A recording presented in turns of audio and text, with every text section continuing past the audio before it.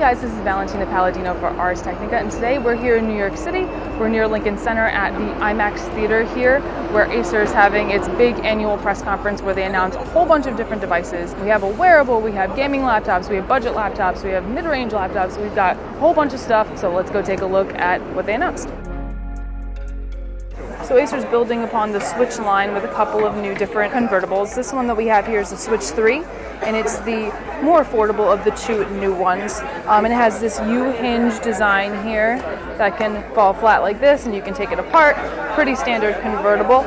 But these are new additions to the Switch line, so these are new convertibles at a more affordable price than some of the other Acer convertibles. It does support Active Pen, and this does also have Windows Ink to take notes, do drawings, things like that. I believe this comes with an Active Pen. You don't have to buy it separately. So the Switch 3 starts at $399.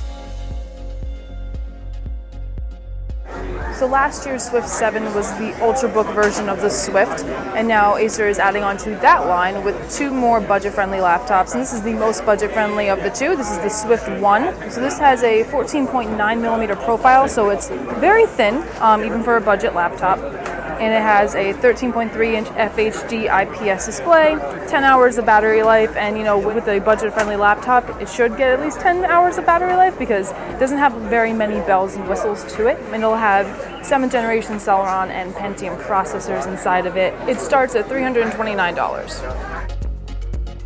So this is the Switch 5. This is the more expensive version of the previous Switch that we looked at. This starts at $799, and one of the biggest differences is this kickstand here. It's supposed to retract by itself, so if you just press a little bit on the display, it moves back by itself. With the other Switch that Acer just came out with, you can't do that, so you actually have to touch the kickstand right here, but with the Switch 5 you don't have to, so it makes it a little bit easier to maneuver. This one also has a fingerprint reader that's Windows Hello capable on the power button, wherever the power button is, and with that you should make it just one press so that you can turn on the device and log in at the same time. It starts at around $799 and it also has Active Pen support, and unlike the previous Switch that we talked about, this also has Acer's liquid cooling system inside, so it is fanless, so there will be no noise, it will be more quiet than other laptops that you've used, and it also should work a little bit better because there's less dust and everything getting into the device, so that's Acer's liquid cooling system. So whereas the Swift 1 started at $329, this Swift 3, which is a little bit more high-end, starts at $599. And this, as you can see, has a fingerprint reader, which the more budget laptop did not. It also has a 10-hour battery life, and you'll have Core i processors in this, up to i7.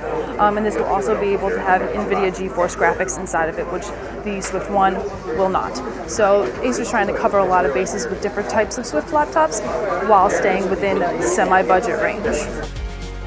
So to capitalize on all of the kind of casual gamers that are starting to play games now, they don't want something that's super expensive, but they also need a machine that can play decent games whenever they want. Acer's coming out with a whole new line called the Nitro line of affordable gaming laptops. Affordable, we don't actually know the prices yet, but the one that they showed us was the Nitro 5. It's not here in their demo area for us to take a look at, but it's an affordable gaming laptop. It will have GTX 1050 graphics and also the latest Intel CPUs. So like I said, we don't know the price yet, but we know it will be coming out sometime in July. It'll also have Dolby audio technology, and what Acer has, their Cooltech technology, which gives the user the control over their RPM speeds rather than leaving that up to the machine, so you'll have control over that as well.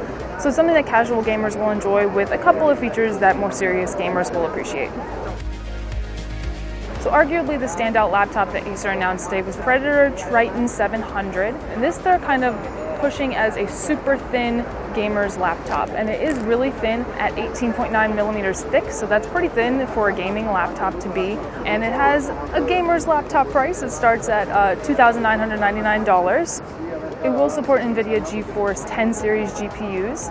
And it also on the inside has Acer's 2nd generation Aeroblade fans. Now these are metal fans, they're not plastic. So with the first Aeroblade fan, you had 15% increase in airflow through the device. And now with the 2nd generation fans, you have 35% more airflow through the device. Now with the 2nd generation Aeroblade fan, they were able to really thin out this Triton 700 laptop. And it also has a very weird, interesting design on the keyboard deck.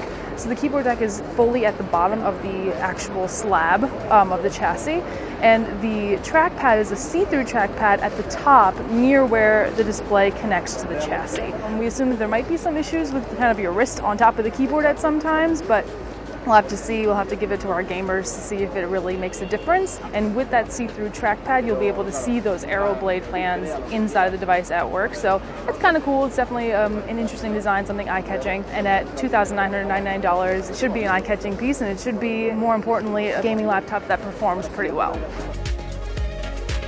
So kind of the outlier at this Acer conference is the Leap Wear. This is a $139 smartwatch, fitness watch. It looks more like a fitness watch than a full-blown smartwatch. It has a scratch-resistant display, a Gorilla Glass covered display, and it has a heart rate monitor in it. It has a one-touch like kind of sensing device. You can touch it, and then the heart rate monitor will automatically sense your heart rate.